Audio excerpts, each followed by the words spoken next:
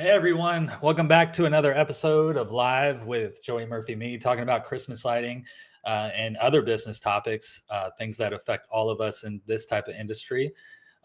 Today, it's going to be episode 6. We're live with Sean with the Heritage Lighting Company. He's out of Louisiana. He'll explain a little bit more about himself just in a sec. I'll bring him in. But one thing we do have, I wanted to share is I kind of changed the layout for this moving forward. And we are now on Spotify and YouTube, and we're already on Facebook. So other platforms for you to watch this afterwards. I know I listen to a lot of podcasts and I do the 1.5 speed, and I try to listen to as much information as I can from others. So I do like that we're on those platforms. Please go there and like it, subscribe it, follow it, all that kind of good stuff. And we're going to be posting shorts and reels and stuff. So without further ado, I would like to welcome in Sean, and he's going to tell us a little bit about his business. Hey, what's going Hey, on? Sean, how's it going, man? Good. How are you? Good. Tell everybody who doesn't know you where you're from, what you're about, your company a little bit, maybe how you got to know us, and all that good stuff. I will kind of be scrolling through your website here as you kind of talk. So go ahead. Yeah, man. I pretty much started this heritage lighting company. I do detailing, so I was doing mobile detailing forever, working in refineries, and working for somebody just isn't my thing. And I decided to get into Christmas lighting a couple years ago.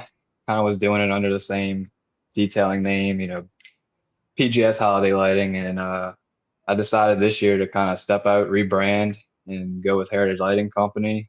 And I'm making a push for more commercial properties than residential, but I decided to go all in and build it the right way. And I really don't want to be a normal Joe, just hanging lights. I want this to be a successful company that I can hand off one day. So I I offer Christmas lighting, permanent lighting. I offer landscape lighting, kind of getting into the interior LED lighting as well. And yeah, I'm in Metairie, Louisiana, hot, muggy Metairie. And For people uh, that don't know Louisiana, I think it's on this screen right here, but you could see that this is New Orleans, like downtown New Orleans right here. And then he's just right to the northwest of that, right? But oh yeah, right outside of the fun. so how's that service area for you?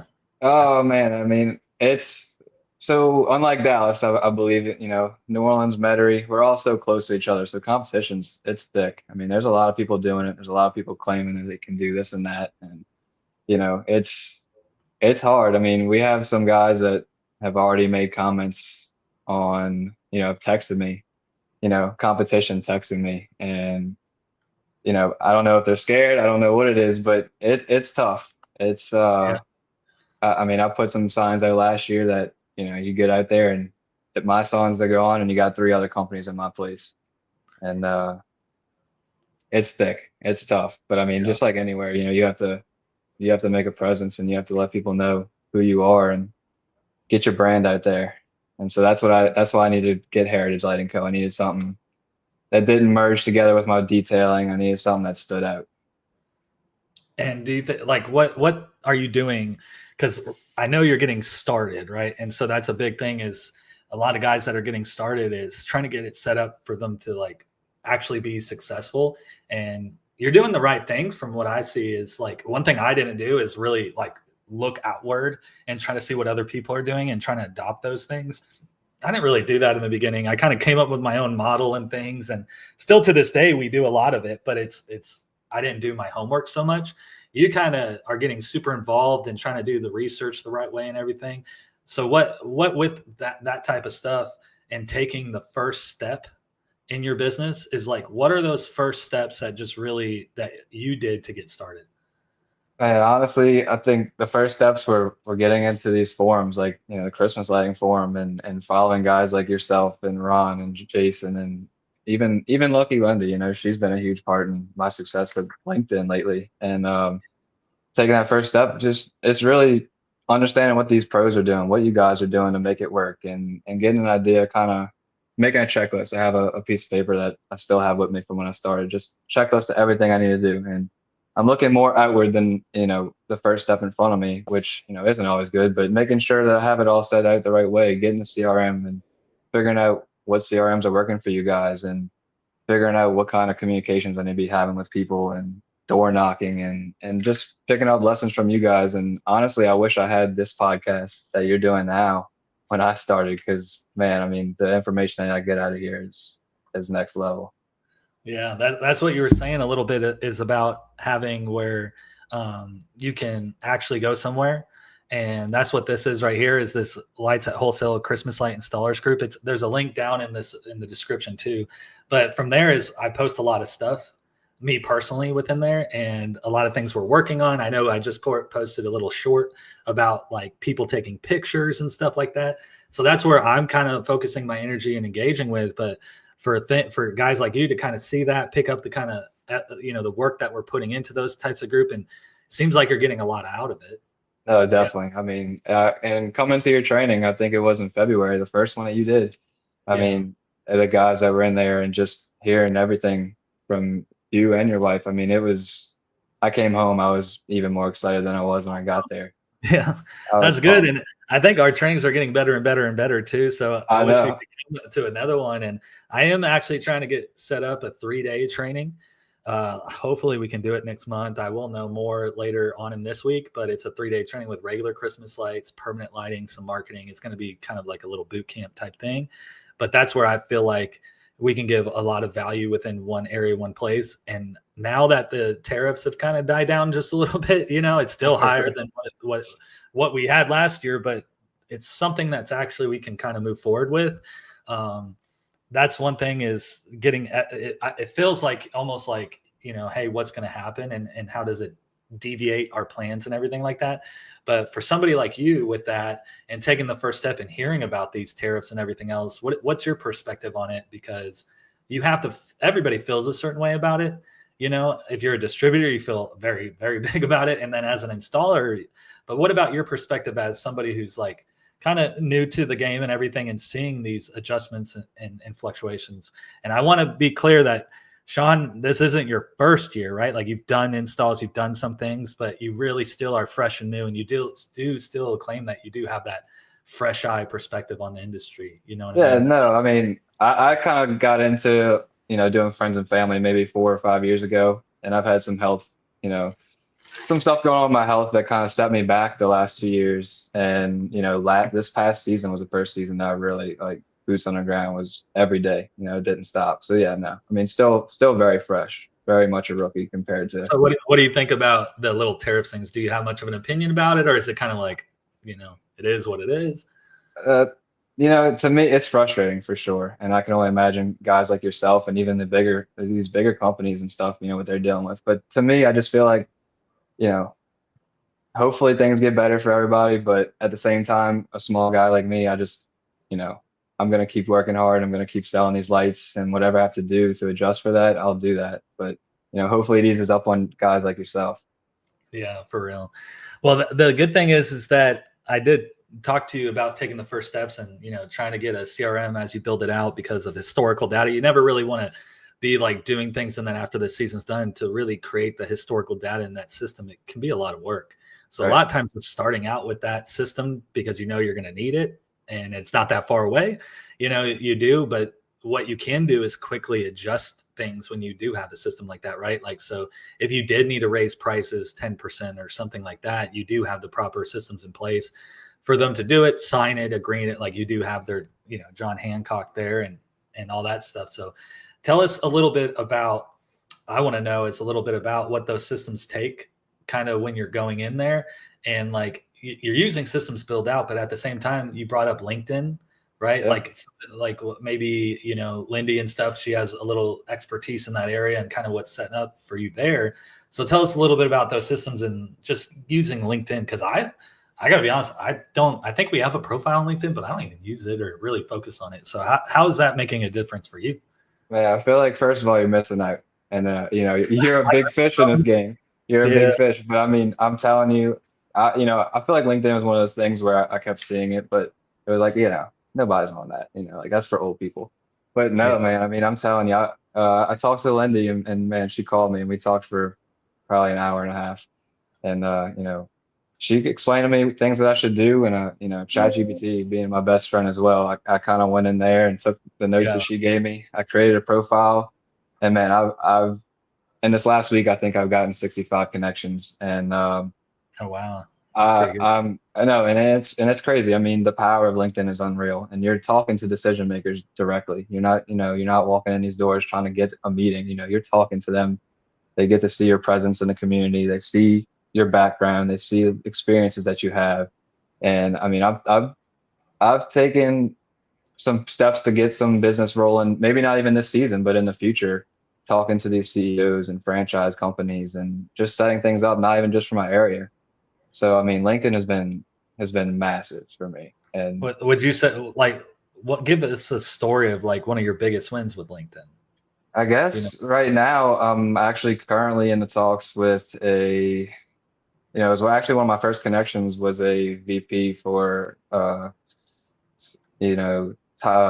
what's the sliders company? It's Fat Boys Pizza down here. They have BurgerFi up north, Savvy Sliders. And man, we just went back and forth, kind of liked each other and had a little rapport. And I mentioned that I was looking to try and get into some franchise work that I hadn't done before. I was honest. That's the biggest thing in my company. I like being transparent with people. And I told them that I'm fresh to this. I want to get my boots in the door.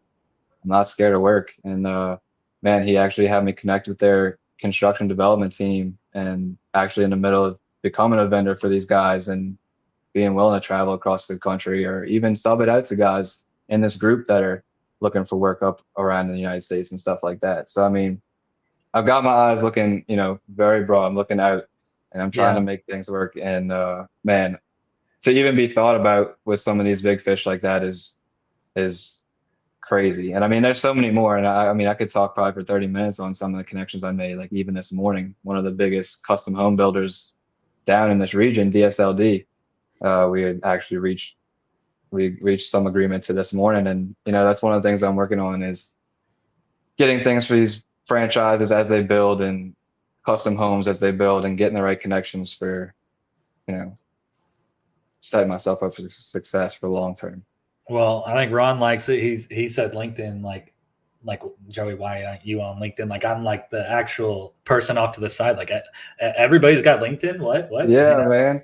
I'm telling you. I need to ramp it up a little bit. So, but that's what's Definitely. great about networking, talking to people validating, people having success stories. Like you're kind of attacking the market with like you said, decision makers with LinkedIn. So there's builders, there's property managers. These are people that they're on here to find people and make decisions. And one thing I do know about property managers, vendors, property managers and like home builders and stuff like that. A lot of them, they want a company where they don't have any problems. Do not come to Right. me with a problem. I'm coming to you with a problem. Solve all the solutions. And then, like he said, like I want to take care of all of our locations. And it's like, well, who can tackle that? And it's like the big companies can tackle that. But too is like you said, is if I get this, then it's like kind of like, well, who do you know that's kind of in this area or this area? We have another property over here, and maybe you can't get to it, but you could kind of logistically, like a logistical network, kind of build out resources across the country. And like, hey, if I ever get anything, and me and you align, it's like Yeah. then we'll kind of do business together. So I love that perspective of trying to even with your wins is bring other people in, right? Right. No, and look, and one of the big things that I didn't mention is like I'm coming to these guys, and I don't want to be too overly ambitious to these guys and throw any red flags, but I do come to them with a preferred partners list. Some of my closest friends or people that I went to school with that have a landscaping company, have a construction company, have all these finishing companies that I can come in and say, hey, look, I could do landscaping, landscape lighting, electrical, have an electrician, a licensed electrician. We can come in board and knock out so many problems because these franchise owners and these construction guys, they love, so people that can solve multiple problems. So being able to come in and say, hey, look, like we can do A through Z and get in and get out, and Yeah. they love that. That's huge. Yeah, because I listened to somebody the other day, and he says when I go to networking events and I just focus on these networking events, I really just focus on like maybe trying to help somebody out, not even with my service, but other services I know of. Like I know this roofer guy, and I know this guy, and a lot of times the home service people, like somebody find like they move to an area, right, like Texas, and they don't know the area, and then they get one good contractor, and then all of a sudden they say, hey, we got to redo this glass in the back. Do you have a glass guy? And you're like, oh yeah, I got a glass guy. I got a roofer guy. You start becoming that person where now they just want to talk to you, and you're like kind of almost like managing their property. And you're like, look, I just do the lighting. Okay. But like, here's a list of other people who also do great work. And I love people who team up and do that, because you just really focus on what you're really, really good at. Right. Like, I don't want to change glass. I'm not going to create a glass company, but I do know this guy, and he's really, really good. And I think that's what a lot of homeowners are kind of looking for too, or even property managers, right? It's just who's going to do great work and who's going to make it look like that if I hire all these vendors and contractors, that all of it's going to get done and I'm not going to have like a giant mess on my hands. Because imagine you do the lighting and it looks like, like really bad. And then, hey, I got a glass guy, and the glass guy shows up 2 weeks later with a broken window or something. And they're like, where you been? It's just, you know what I mean? Then it's the exact opposite. But it seems like when good contractors are doing good work, they also like to team up with other contractors and network together. So I find that really powerful that you're doing that. I mean, it works in residential relationships as well. I know we're going to talk about relationships as well, but some of my clients from Christmas lighting contact me all year, because that's one of the things I tell them when I leave their house. Like, hey, like if you have anything you need done, I probably have some of that we could get you connected with. And I have one customer that continues to text me for these different things, and that I'm able to help them, and they come to me first, and I love that. And I love that I'm able to help them and create this bond that I don't think it's going to go anywhere anytime soon. Well, elaborate on that. Like, so how many, like with our customers, we got like 150 or something now, but like it used to be really high because we did a lot of residentials and we backed away, did a lot more commercial. And it's like, well, out of those relationships, if I go down the list, man, even our people is like, you go down the CRM and it has a name, and that name, everybody's like, oh yeah. Cause there's like a big story behind it as time goes on. When you do these people's properties for 5-6 years, like, even though you're at the property sometimes for a short time, there is stories to be told, like we do have them with, I would say maybe like 50, at least half of our clients, we have some kind of backstory with that relationship. So out of there do you have the same thing with like, you started last year and you start building these relationships? You probably have like the customers that you're like, oh yeah, I know when the name comes across my phone, I know. And there's like but if I were to see it, I wouldn't know, you know what I mean? Do you have the history and stories with your relationships with your customers like that? Yeah. And I went from maybe 4 properties that I was doing. And like I said, I had some health issues that held me back. And I went from 4 properties, and last year I put out 4 yard signs in one area, and I hit 43 houses this past year, which was big for me. I was by myself. I mean, I had my girlfriend holding lighters for me. Yeah, that's a lot of growth. I look at growth as percentages. So like your percentage growth was massive, right? Right. And not to mention it was, like you like to talk about it's really not about how many people I had, but the size of the job, what I was able to sell them, what I was able to do for them at one house, not spread myself thin. And man, some of the people, I have some stories, and when I see when their phone call comes up on my phone, I smile. Ultimately, I just know we're about to get into something else with them and solve another problem for them. But no, I definitely have some stories with some people, and that's what I like. I'm huge on word of mouth. Like, I know, we got Jason in here who he puts out hundreds, if not thousands, of yard signs, and that's his thing, and that's what I would like to get to. And I've been leaning on word of mouth because I love the stories. I love people talking about me. I love people. You don't have to sell anything. You show up and you sell yourself, and they want you to do whatever it is. I mean, yeah, you got to sell yourself. Like Murphy Christmas Lighting, our install site is like, people know me and Chelsea very well. Right.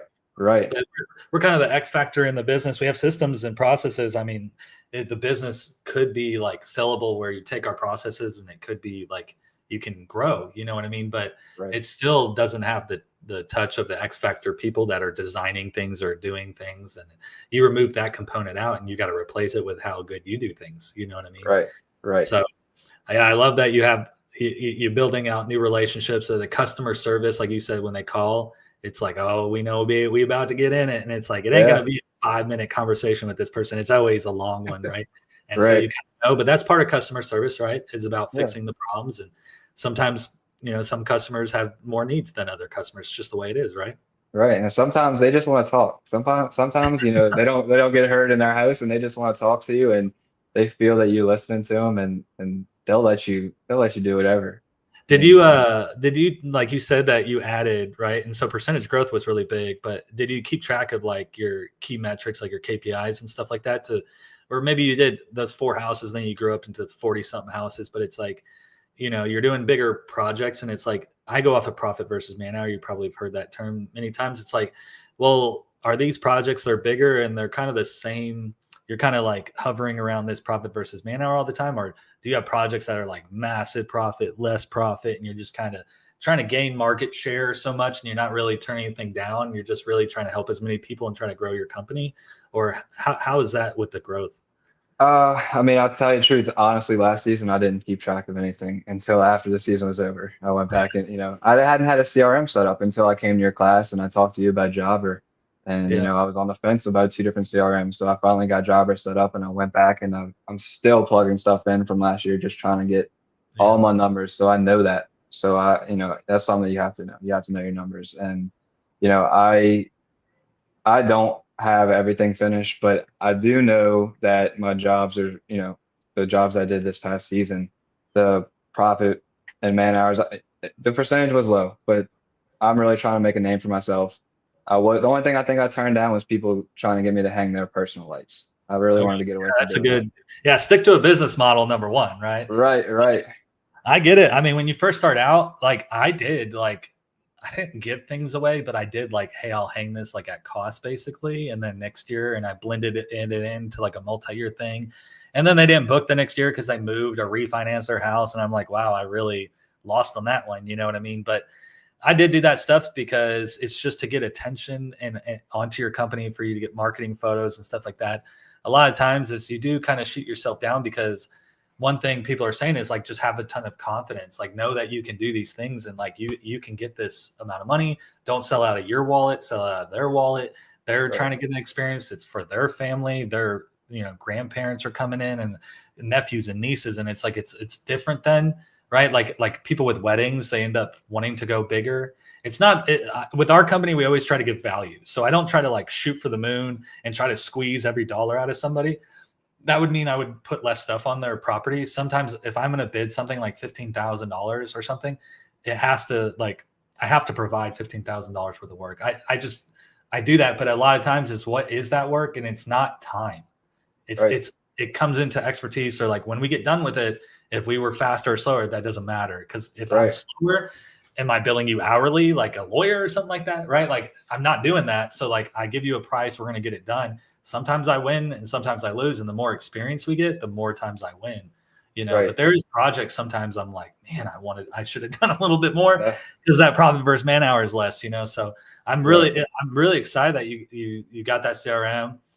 There is a referral link down in the description as well to get Jobber. We referred a couple people, and you're on it now. And yeah. I'm happy to discuss anything with anybody of like how to use it, because you do get 3 free months free yourself. I get 3 free months. Like it's a win-win It's a for both win-win. parties. So I'm willing to help anybody out who's really wanting to get a CRM. Is like I'll tell you how we do it. I'll tell you how we kind of like flow our things or create scheduling for our customers and stuff.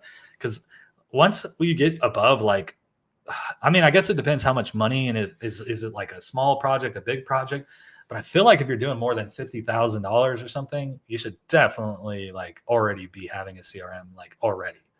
Yeah, no, especially if you have like long-term growth in mind. I feel like even if you're not making $50,000, that groundwork is huge. Yeah, the because you're doing historical data right now, right? Like you're Right, trying right, to input in the past and like get people's cards on file. Like it takes so much more effort. The reviews, activating that in season and stuff. That's what we do with Jobber, is activate that in season so people give you reviews on your Google, just right, all this stuff. But yeah, we can move to the next topic. It's networking. So it kind of builds upon the relationship thing. But like right now, I know you are hardcore into networking. That's what a little bit of what the LinkedIn is a right. form of digital networking. Are you doing anything locally, or like any other ways you're attacking networking? Because there's so many different ways you can network, right? Like you can get a chamber and some association, you can go and on like listen to people's podcasts and network and engage with them, so it's kind of like, what are you doing that's more physical, even in your area, versus this LinkedIn? Like, what other stuff are you doing? I'll tell you, recently I just did a giveaway for Mother's Day. So my thing is going to be trying to do at least 2 or 3 giveaways a month right now. just for brand awareness. So I'm trying to get with these people around the community that have a good following, that are willing to do something. And I'll give something away, they give something away, support each other's business. We get a little bit of a following. Um, there is a chamber of commerce over here that I just got into, and actually speaking with the person in charge of marketing for that commerce. And we're kind of coming up with some ideas of things that I can do as heritage to network with some of the people, some business owners and some residential people in the area. And and then LinkedIn is huge. LinkedIn's huge. And then I drive around. I drive around and look for houses being built, properties being worked on, and look for yard signs. And I just message everybody. So You your know, head's always on a swivel. we're all. I mean, my girlfriend the same way. When we're driving around, she's like, "Hey, look at that," and I have a prospects list on my phone, and I just add to it when I get home. I'm emailing. I'll spend hours just emailing people, telling them who I am, even if they don't answer me. You know. Ron says, does he only do one story installation, or is that just the background pick in your house? No, that's just the background pic. And on this house, the lady, she has some tall trees on both sides of the house, and she didn't want to put anything on the gutter line, and I just Block chose this it. picture. Yeah, so Is- we did some more groundwork and greenery, and I did some stuff in her backyard as Hey, well. that's high profit versus man hour right there. That's all I Right, see. right. No, definitely. Doesn't have to look super like oh, you didn't do the top or whatever. It's like they didn't even want that. You know what I mean? Right, right. No, But yeah, definitely. there's so with your installations, what would you say that you do like the most of? Like, is it just C9s or is it a blend of? Because I see a lot of different things in there. You got mini lights, you got ground stakes, C9s, you got greenery, you got spheres. Man, Like, it's hard, honestly, and this is where it goes back to having your numbers right. I feel like I did a lot of C9s. I did a lot of C9s last year, but at some point I started realizing that these tree wraps and stuff and the greenery is just money. It's cake and it's easy. You don't have to get up on a ladder for some of it, and we have a lot of crepe myrtles around here, and uh, that I felt like was cake to me. And so I started trying to focus on tree wraps and hitting people for some of these Christmas parties and stuff like that, and see what I could do on the ground. So I was in and out. yeah. Well, with growth and everything, is there anything that you like have a bucket list for? Because I like even last year I was like, there's two things I want to do.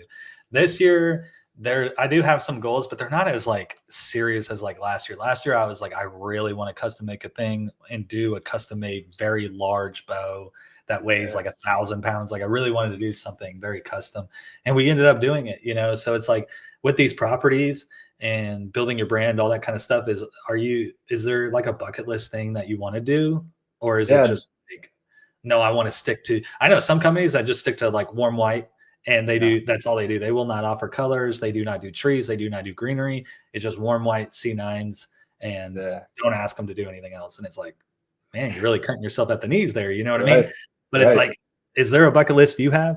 No, I definitely do. I think one of the biggest things is my uncle is a welder and he's retiring and he loves welding and he loves doing stuff in the garage. So one of the big things I want to do, which I'm kind of trying to figure out the market where to attack it, but getting him to help me in building some of, like you said, these bows or some like these big boxes, something that we can put places that people can take pictures with.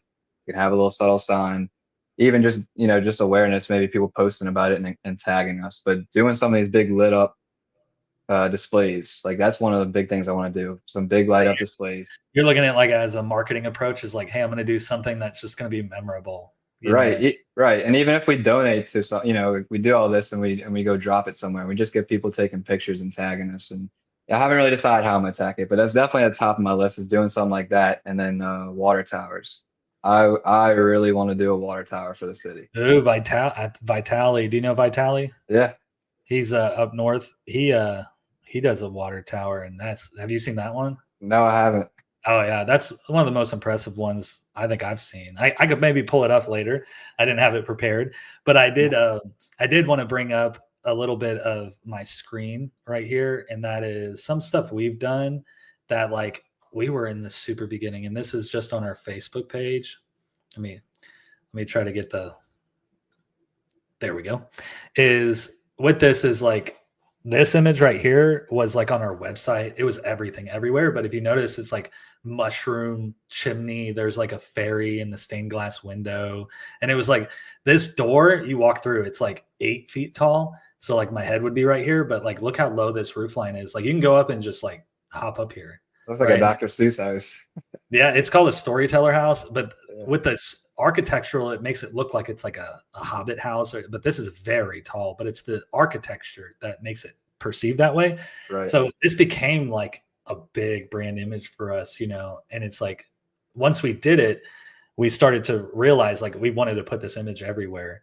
But I did want to share like when we first started out, I mean, these are our first Facebook posts, and our logo hasn't changed, none of that stuff. So we talk about rebranding, which I want to get into it with you, but like we haven't changed. I would maybe like to, I'm open to it. I've reached out to some people on it, but I don't know if it'll really make a big difference. And my goal is just something that we want to do. But that's what I did, was start out with these door hangers.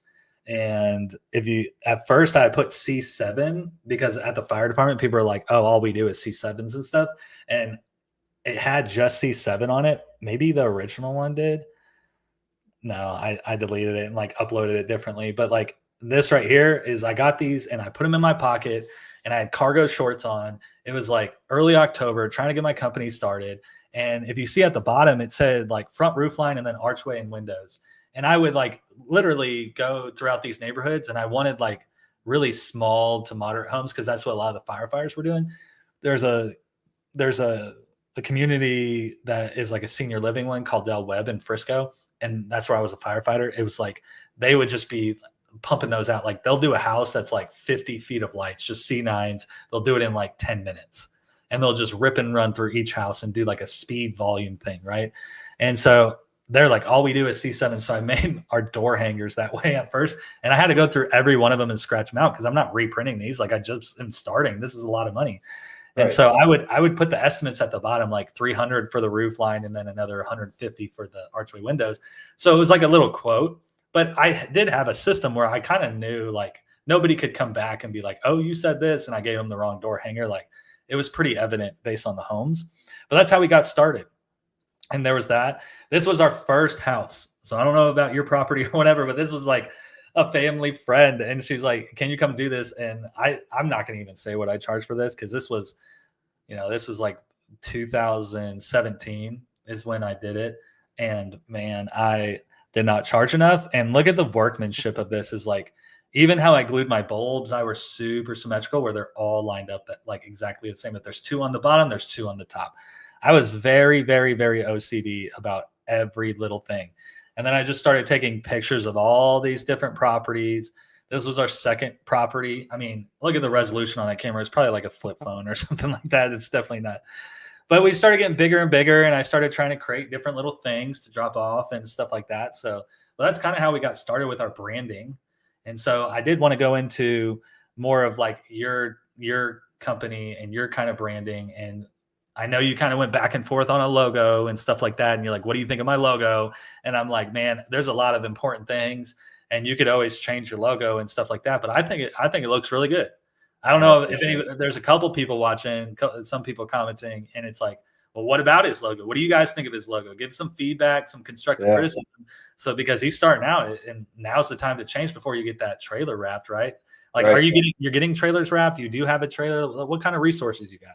So right now I actually am in the middle of finding my next trailer. I want to get a nice 16-foot trailer and get it branded and put some permanent lighting around it and get that riding around town. But honestly, just at the back of my truck, I use my detailing trailer, which I wrapped for my detailing stuff, which kind of shot me in the foot there. But I'm hoping to have this trailer by the end of July, start riding around, parking at places, showing up at different events and stuff. Um, but yeah, I'm open to any criticism on my logo because I am So why a 16-foot trailer? 16 foot. I feel like it's perfect. I could put ladders inside of it. I wanted to be able to put a 16-foot ladder in it, 20-foot ladder I could turn sideways in it. I just wanted something that I know I have enough space for. I can put maybe 4 or 5 houses worth of crates and greenery, and I just wanted to have space and any equipment that I decided to bring along with me. I I mean, also wanted that. we have a 16-foot trailer because it could fit, and it's a V nose, and that's usually what we haul around a lot of stuff with, because we do a lot of commercial too. It's a lot of volume based stuff. But since the beginning, I had 16-foot trailers, V nose, and it can fit a 28-foot bedded ladder. But in the V nose, if you do have a 32, you can shove it in the V nose on the floor and still shut the door and stuff. So it can even fit a 32-foot bedded. The times that you do need it, you know what I mean? Right. When it's there. And so I feel like it's a good all around resource, because I really didn't want to store ladders on the sides or up top. I feel like the weather, all that stuff, it just seems silly when you have a big trailer. I do see some people, they'll build out a box on the floor and shove their ladders on the bottom, but then they have little steps off to the sides. We just do E-track systems in our trailer, and it holds up 3 different ladders just on the left side of the trailer.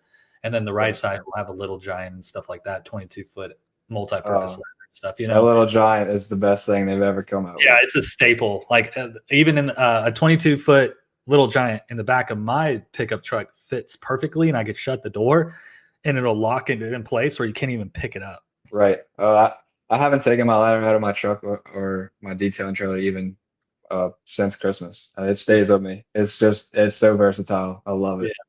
Yeah. What would you say is good equipment that, because you're probably thinking about like, what am I going to put in my trailer? How am I going to lay it out? Which is a lot of new guys do that, right? Yeah. So it's like, well, what are you using or trying to think about with your trailers that you want to do specifically for your operation? Honestly, a ladder, hand tools, all the little miscellaneous tools that you need when making these splices and stuff.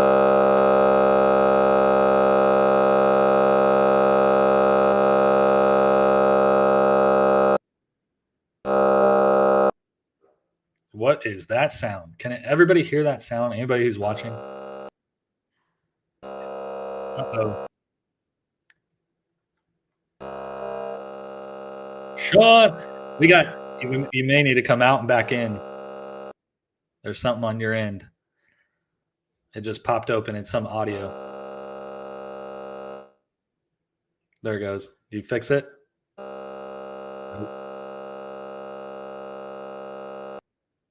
There's technical difficulties. I don't know what it is. It's all right. You may have to hop back out and then hop back in. I can do that too. All right. Is it better now? Yeah, it's better now. I don't know what happened. Yeah, that's crazy. I don't know. Man, I'm trying to make sure I set this up so seamless. AI got us, dude. AI, a little bot came in and said, stop talking about us. You know? I don't know what it was. But the audio, it for some reason, it just wigged out for a sec. But what were you saying? Oh, man, where was I? I mean, tools, I don't know. I my ladder, something to keep these C9 rails on. I really want to integrate something into the trailer where I can hang. I want to have different C9 reels in the trailer with me. And I know there's Lights at Wholesale has one of the tools, the swivel C9 holder. Because what we do to prep lights, and I've done it since the beginning, is a 45-gallon Husky tote. Right. And then we prep 1,000 feet. It's 750 clipped, 250 non-clipped, and we stack it in a way to pull from both sides out the top of it. But that's what we've used in the past, and then we'll repurpose those bins because they were like $20 when I first got started, and now they're $40. Right. So it's like each is like they start adding up to where you're like, well, maybe we use cardboard boxes or we use this or that, because the cost when you start getting a lot of properties and a lot of storage, storage adds up, right? Mm-hmm. So it's like that's one expense I don't think a lot of people realize, especially if they're doing the leasing model and everything. Is these customers ain't providing their own bins or these commercial properties. Like you've got to build into it of storage, right, and overhead, and it's a lot. No, so I guess that's another tool. You got to think about it is storage too, because right now it's in my back porch, and I've heard it from a girlfriend, and it's time to get that stuff out of there. So I'm kind of in the middle of, do I go get a storage unit, or I have some friends that have some shops that I'm looking at. Maybe I get a shop and I just have all my stuff there and get it out of my house. But I mean, that's another thing. The first year we had a 16-foot enclosed trailer, and the first year I ran out of my 4Runner, and then I put it in our guest bedroom, which is actually pretty large in our house, and I put it inside our guest bedroom, and there was these totes just stacked up, and it looked like they should be in the attic, but I kept them organized. And then the second year I'm like, okay, I got to get a trailer, built out the trailer. That second year, I stored everything in a 16-foot enclosed trailer, but it was packed to the brim. Right. And from there, we went to like an all storage and roll up units. And we quickly, once you start getting into that, you don't stay there, but for like, this is just like a little hub that stores our stuff. And you really got to get into like a more permanent place. Yeah, definitely. I think it's good with our growth and my job as a firefighter. I think it was good to just do it that way and slowly kind of grow. I hear some of these guys like growing like $500,000 or something like that. And I'm just like, man, you have to make bigger jumps quicker, you know, that I did. Is I thought I was growing, but it was small increment growth versus like some of these guys, man, they're just, I don't see the like where they're storing $500,000 worth of lights and stuff. If they are doing it, I never get to see their shops. That they don't share enough of it. But for us, is like we have very large warehouse space now. But if you look at the pictures in the past of where we were, it's kind of like gives you perspective how fast you really do move. Sometimes I feel like we're moving a little slower. Sometimes I feel like we're moving faster. But when you see those pictures from year to year of your growth, you're like, we are really making some waves. And so that's why I like watching guys like you and stuff. I liked your Facebook page. Everybody should go like your Facebook page, right? Tell us about your Facebook page. What is it? Heritage Company? Heritage Lighting Co. It's got my logo on there. It's got one of the houses we did in the background. I'm working on building it. I've had some difficulties with Facebook, some surprises with them trying to stop me and they're trying to justify you're a real person, a real business, and everything. Yeah, right. And nowadays that could be a little harder with AI and everything. Is people that's what AI is using, right? To even source who's like a good Christmas light company near you and stuff. It's like you better be on multiple platforms proving you're a human being. Yeah, I didn't have Instagram until this giveaway, and I was like, you know what, I need one. I just figured, my clientele is either on Facebook, LinkedIn, but now I got an Instagram, and I need to start posting daily. For branding, are you going to do a bunch of content? I know I got like the new Meta glasses and stuff like that. I'm super excited about. That'll help me create more content in the season. Are you looking to like really?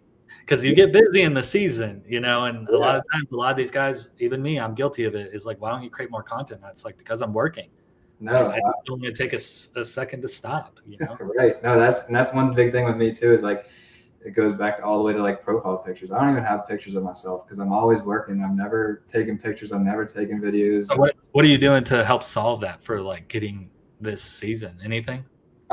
So once y'all brought out the Meta glasses, I thought it could be a good idea. I seem to break everything I touch those, so I'm a little nervous about it. But possibly like a GoPro or something attached to my chest or my head, maybe. So I definitely want to do something, even like a little stand I can set up while we do the job and make some short reels or something, from start to finish and dark to day to nighttime or something. I definitely want some because even if I just post random stuff, I need a presence on Facebook. I need to start posting stuff on Google, and just small clips like that is huge. And people want to see that you're a real person doing real work. Yeah, but it's good for marketing your website, everything. And a lot of times you get done with the season and then you're like, well, what all do I have? And it's like, while I was on site doing maintenances, I have some great project photos, but that stuff of like really moving a company. And I think we brought up Vitali before. I haven't talked to Vitali in years, but with it is, I do know about this. You said you want to do a water tower. I do have it. I do want to kind of pop it open real quick because I think that's like when I think of something from somebody is, I think like when you say water tower, instantaneously I branded it with him. You know what I mean? Right. So it's kind of like, let me remove and add him in here. Man, water tower would be huge. So this is I know you follow him or whatever, but check this out. And he's got a bunch of good videos. I just pulled up one with this water tower, so hopefully it's a good one. But hello, Facebook. Vitali here, coming to you from this iconic tower that we do. It's 125 feet. We're taking off the Christmas lights up there. Yeah. Look at that. They use a lift to install it. Yeah, definitely. 85 feet back and do something where getting it done. I'll have to see maybe if I could pull up one at night or whatever because it's pretty cool. I think it's very unique, but it looks like magnetics and it's a lot of work. I mean, that's a job where I'm sure if he had to say something about it, he'd probably be like, yeah, I should have charged more for this one. You just constantly see things like that and you're just like, man, I don't know how much I would really charge to do that one. No, see, I wouldn't even know where to start, honestly. That's. But you want to do a water tower. What would you do? This is your goal, man. Yeah. I'd reach out to professionals like you guys in the group. You would have to reach out to Vitaly and be like, okay, what did you do? How did we do it? Yeah, be my big brother, man. I need some help. Well, let's do the next topic here, which is planning for success. So we kind of already talked about it a little bit with your trailer and everything else, but what are you doing specifically that maybe you don't think a lot of other people are doing when they first start out that you're starting to really see? Because like you're talking about buying supplies, maybe prepping, getting reels and stuff in your trailers, because some people do that. We don't do it specifically that way. And there's certain reasons why, with like counting how much supplies you have left and stuff. It's just a kind of guesstimate, Right. especially when we're this size. I think when you're a little bit smaller, and especially in a year like yourself, it's a little bit easier to manage, but you'll outgrow that process and that method. No. Right. So it's like coming up with new ways. It's like, yeah, we do it this way right now because it's effective versus like, hey, in the future, I know we're going to have to change it. And I'm thinking about this. But I'm trying to really get what other people do before I pull the trigger on it, you know? So what are some of those things that you're trying to set up for success that really going to move the needle for you? Right. I going in line with what you're saying right there. I mean, I'm thinking ahead of when I do, you know, not if, but when I do get a shop, how it's going to go, how I'm going to prep for things, how I'm going to do these garbage totes or these totes of lights prepped, and having things marked and labeled and systems in place. And especially, you know, having employees. Like right now, it's just me and a couple friends. And, you know, how is it going to work when I have employees where it's seamless, where there's no hiccups and questions? It's just, it's easily laid out. And then another big thing I feel like I saw even in the group, I think yesterday or even the day before, is contracts. I feel like contracts are huge. And yeah, that's terms and conditions with your clients, you know, and it's like, massive. So you're trying to set up yourself for success just by starting out the gate. It's like, hey, my relationships with my clients, I want to make sure that they're very intentional. I'm going to do this. They're going to pay me this. This is when you're going to pay me. And I think that's really good business practice to do that. Like, I think that's not the stuff like when you set out contracts or terms and conditions, when you sit down there, when you're excited about building your company, you're like, okay, I'm laying the foundation, right? It's like, they're like Declaration of Independence. They're sitting there and you're like, what are we going to say? And it's like, this is going to be a thing that's going to be a thing for a while, you know? And it's like, so you have to really think a lot about it, but it's not the coolest thing to do. You know what I mean? It's not like the funnest, glitzy. It's not like after you're done, you're going to post it and be like, you guys, look at big things. We got new contracts, templates. Right. What now? Not at all. And it's the parts where like you show up to take the lights down, like, what are you doing? Those are my lights. And it's like, you know, well, you didn't have those systems in place to tell them and make sure they understood that these are your lights, you're storing them, you're maintaining them. You know, you have a place that they're going to be stored. And even like if people cancel, you know, these guys are doing the lease program like myself, you know, and I like to push everybody at 3-year contracts. And people that want to cancel, you know, not knowing how to handle cancellation, where, you know, that's already in my contract that, you know, you cancel that following year, you owe me, you know, a percentage of that install. Yeah. So, you know, having things like that in place is huge. And did you add anything to your terms and conditions over last year that you experienced and you're like, oh, I didn't think of this, but I ran into it?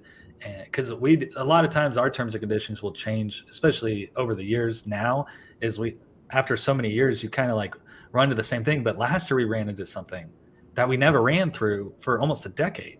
And it's like, you're only going to see something like this. And so what if we're a 30-year-old company, 40-year-old company? It's like those people's terms and conditions have histories of very rare situations that are in there, you know? So it's like, did anything happen to you last year with the lesson learned that you had to add into your terms and conditions? Yeah, no, definitely. And you know, I take this side of it from my refinery experience. You know, OSHA is huge in the refinery and all these safety rules. So, you know, there's only rules from people messing up, getting injured, or even dying. So, you know, same thing for the terms and conditions. You know, every year we're going to keep adding, like you said. And I think last year, one of the things that I did add this off season was, you know, about the customer being liable if their outlets aren't in good working condition or sealed properly. And, you know, we had some water get into an outlet, and I think it dripped in from behind, you know, off the brick wall. Did they have like a bubble cover or anything, or was it a bubble cover? And, you know, was it like a metal flap down, or was it like wide open? No, it's pretty much wide open, and it was the only outlet on the front of the house. I would have had to run like 200 foot of extension cord, and I was like, okay, well, I'm going to use it. But, you know, I didn't have anything in my terms and conditions that held them liable for their end of things. So, Yeah.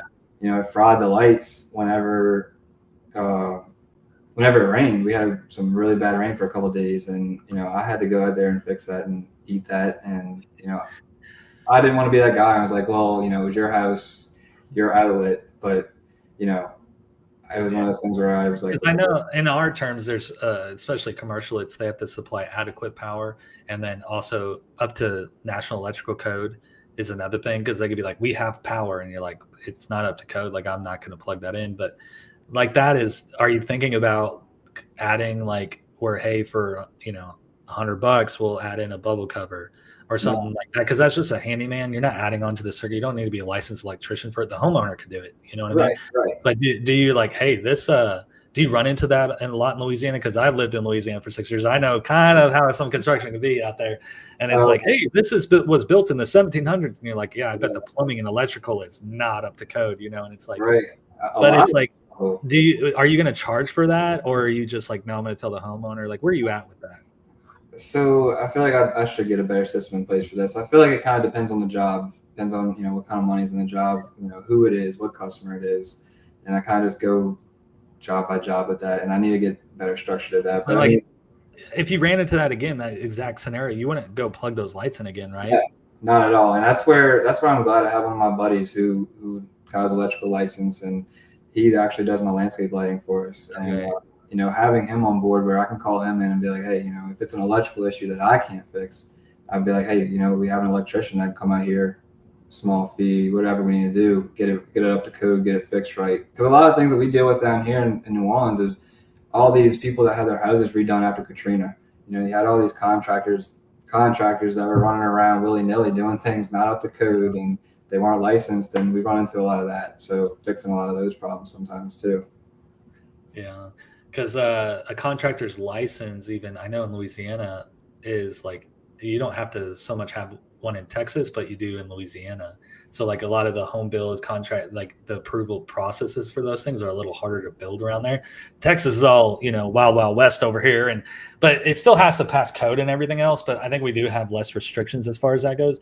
But as far as, you know, something you can fix on the fly and upsell your client is like, why not have like a double outlet or a single outlet bubble cover in the trailer, and then just be like, hey, this is what we see, communicate to them, we can fix this right now for $100, or you can get somebody else to do it, but your lights ain't going to be working, and we aren't going to plug them in, we are not going to create the mail for it, we aren't going to do any of that until you fix this problem. And it's an easy way to solve their problem. And at the same time, because if I was a homeowner, I'm like, oh, and you're like, yeah, look, here's pictures of a job where they didn't do it, and just get it done. Yeah, sure. What's another 100? Sure. Yeah, no, attention to detail, and they love that. You know, you're not just trying to rip them off.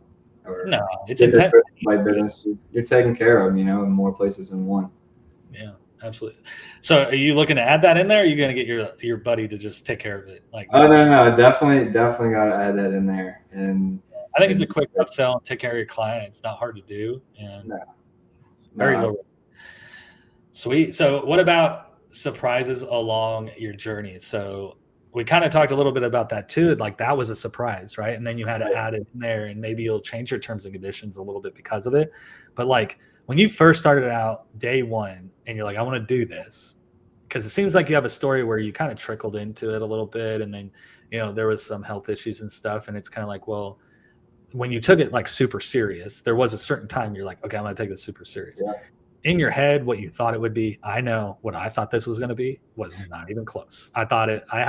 Even when I go back and the smell of a new trailer, it throws me back to like the first year, you know, that wood smell.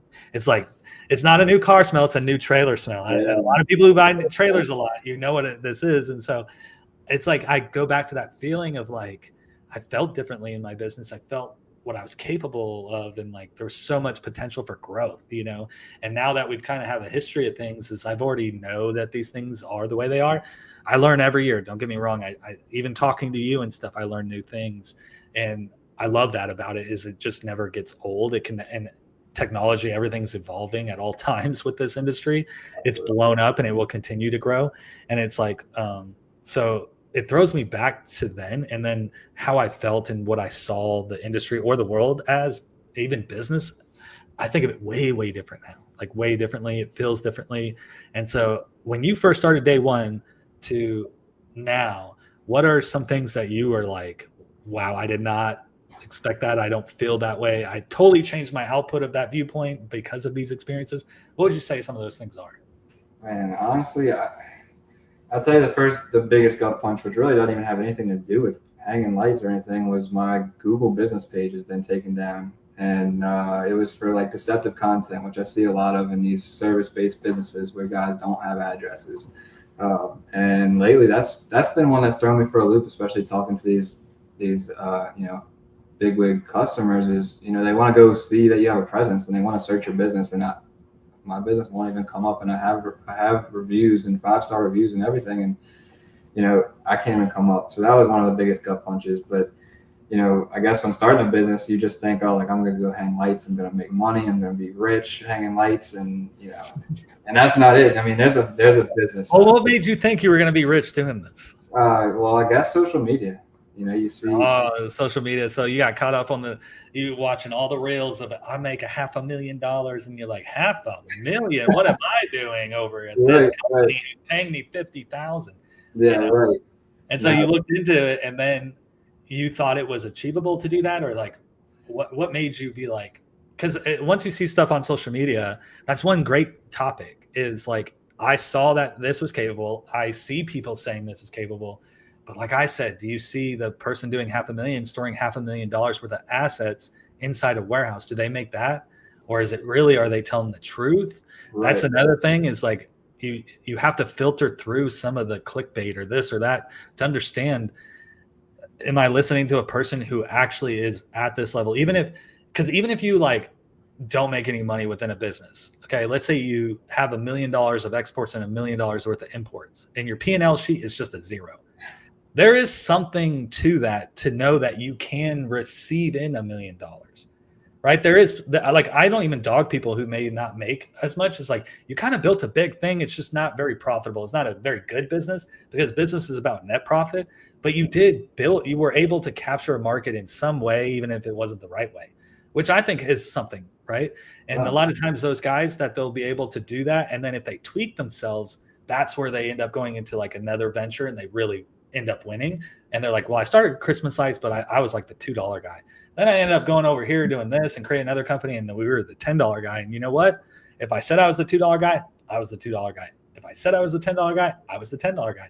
And they start building confidence and knowing who they are as people.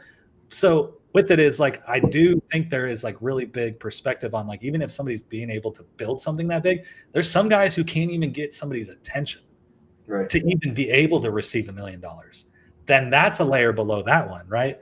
And so I think it's a really good topic to discuss, kind of how far you can go, what's reality, what is your life, what do you want out of this business? I know Chelsea brought it up in the last podcast that we did, was about like, your business should fit your lifestyle. So like, I want to get rich, but then when you have all that money, what's your lifestyle? And you're like, well, I just keep working. And it's like, no, that shouldn't be your goal, because it's not healthy. What are you working for? Right. It's not healthy to be that way. But I have a very addictive personality. I'm very goal driven. So usually I have a goal after another goal, and it never ends. Right. That's why I got a tattoo of the impossible triangle on my hand or whatever. I don't know where the camera is, but it's like, yeah, I don't know. But there's a triangle right there, and it's an infinity triangle. And what it is basically. I think you muted yourself.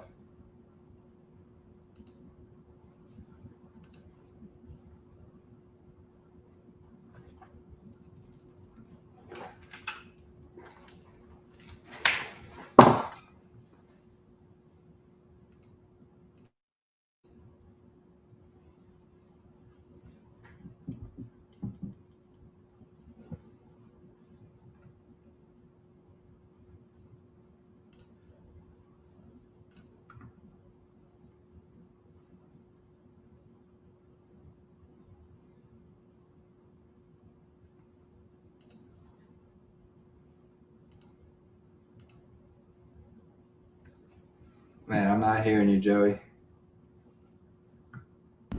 You there? Yeah, there we are. Just went on a whole riff, and I don't even know how long I was at. I was trying to get you. I was about to text you. Oh, well, it don't matter too much. Get into what you were saying as we kind of wrap things up is about like what you see on social media and about how, your perspective of like what's doable and what is your goals. Like this year you had a certain amount of properties you did. I'm sure there's a certain amount of revenue around it. What would make you satisfied to be like, okay, I did put a good day's work in, a good season work in, and I am happy with the outcome with myself? Because a lot of times we compare ourselves to other people, especially looking at social media. That's why it's so toxic. But it's like seeing these people and them able to achieve these big goals. That's cool. But what's your goal and how do you want to do this season? Right. I think that's one of the biggest lessons I'm trying to learn right now is stop looking around the room and look in the mirror and kind of just be happy with what I have and what I can do. And, stop letting the Instagram and Facebook posts intimidate me or make me feel like I'm behind, because I'm not, and no one is. You're doing it at your pace and you're doing it the way it's supposed to be. And I think one of the things I'm working on is being more confident in myself. And like Jason, he's on here and he's always telling these guys, like, stop being a cheap guy. Charge the $8 to $12 a foot, and I'm telling you to do it. I'm at that point where I'm charging that, and that is my price, and that's it. And if that doesn't work for the customer, then there's other people that are doing it cheaper, and then they're gonna get that quality of service elsewhere, and then they'll be back. They will call you back.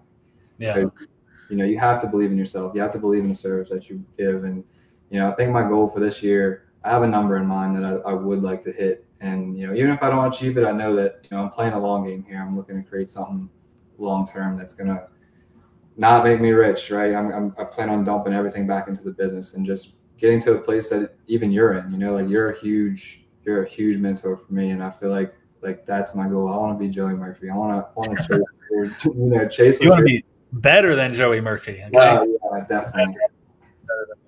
No, I love that you're jumping into building, empire for yourself. It's something that you can hold on to that you didn't know you built. I do know when I look at our company is I look at it and I said I can rebuild this overnight. And that's what also is really comforting is when you look at something that you built, is it a massive structure? And it's like you can't take this thing down overnight and you can't replicate it overnight. That is what I do know because of all the hours we put into it and physically moving things and the way our systems are set up and the historical data, the data in your company, like with your CRM, like all that stuff is super important because you can't recreate that overnight, right? Not at all. And you can't even get there in one day. And one of the biggest things is like, you don't have to have it all figured out right now, and you don't have to know everything. There's guys like you, there's podcasts, there's tools in place to get the right information and do it all the right way. And it takes time. You just have to keep moving forward, and you have to keep chomping at the bit. It's not going to happen overnight. I mean, if you want to be the quick get rich guy, then, I don't know if this is for you. I feel like you could repeat that even if like you've been in business 5 years, you probably tell yourself the same thing. And then 10 years, the same thing, right? Like keep chugging away. It's okay. Like, and so I think even when you're starting out or you're in business for a long time, those words are words of wisdom to just don't forget where you came from. Don't forget how you got started, and don't like kick in those doors the same every time.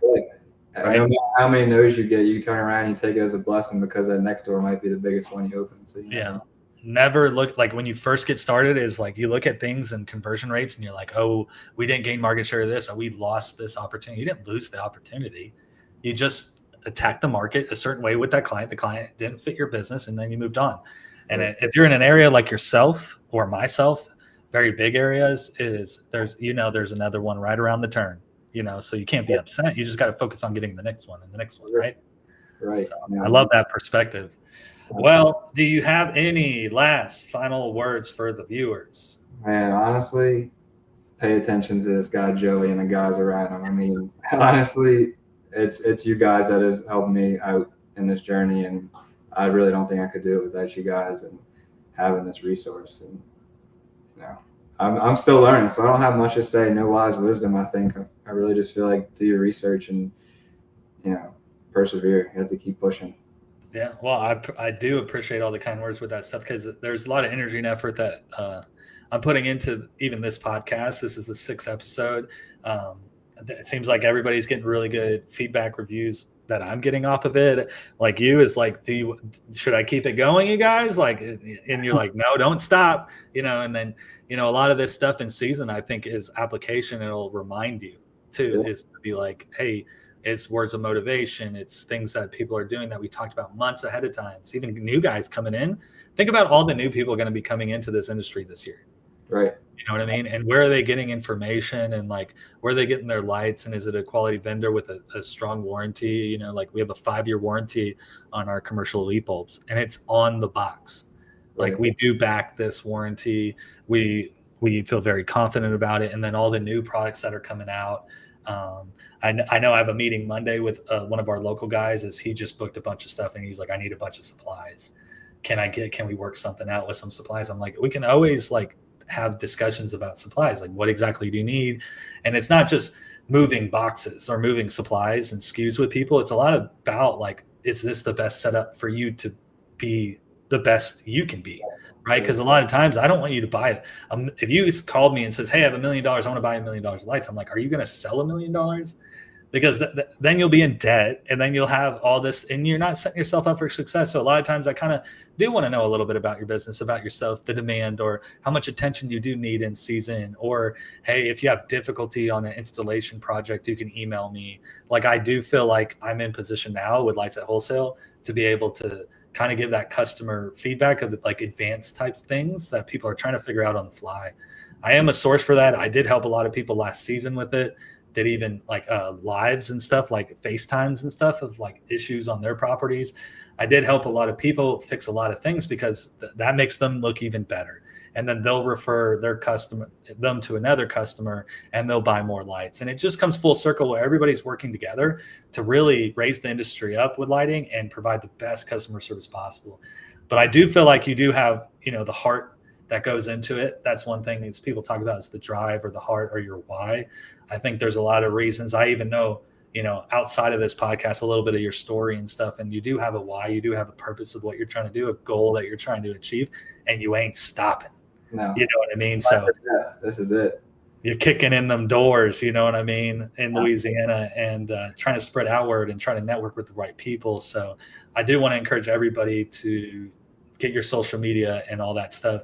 Why don't you do that? And as an outro, is tell them where they can go, your Facebook page, you said Instagram, all this stuff. Tell them your platforms, tell them where they can see it. And anybody in your area, there's people that are maybe watching this that's in your area that even want Christmas lights. Right. No. Right. So go ahead and give us your spiel. Give us your whole rundown. Man, so I got heritagelightingco.com. I got my website that I'm still adding things to, but that should be pretty finalized. I have my email, Sean@heritagelightingco.com. I have my Facebook page, Heritage Lighting Co. Same thing on Instagram, heritagelighting.co. And that's pretty much it right now. And then LinkedIn, of course, if there's anybody in LinkedIn, Sean Garvey on LinkedIn, yeah. I'm on there. You should get on there. You said Instagram, right? You got your Instagram? Yeah, definitely. Instagram, that's it for sure. Well, everybody go like and follow those platforms and everything, because, even though he's kind of getting things going, is you're going to start seeing somebody kind of glow up just a little bit, and it's like, well, let's all applaud him and comment and give him encouragement, especially in season when you're completing those new projects and everything. I know I'm going to be on there and I'm going to be liking these things because I know the effort you're putting into your organization. So I do want to say thank you for coming on to the podcast with me. Thanks for telling everybody a little bit about yourself. And I hope there's more to come with this. I'm going to be doing some group ones and everything. And if you know of anybody that wants to be on a podcast or anything, we are taking invites and stuff. I'm going to have them every week. I got a couple booked out, but still there's room for more coming all the way till I think into September is when I'll shut it off. Right. So until then, and then in season, it'll be a lot of the engagement stuff, like really emails and stuff like that, because we're just in the grind of it all. You know what I mean? So, so yeah, man, I appreciate you on here, and I hope you have a good day. Even though Louisiana is starting to get like Texas, it's starting to get a little muggy out there. You know what I mean? About 100 degrees the past 2 days. I'm ready for Christmas. Yeah, that's right. Well, thanks for coming on, man, and it's always a pleasure. And I will talk to you later. All right, Joey. Thank you. All right, man. Later.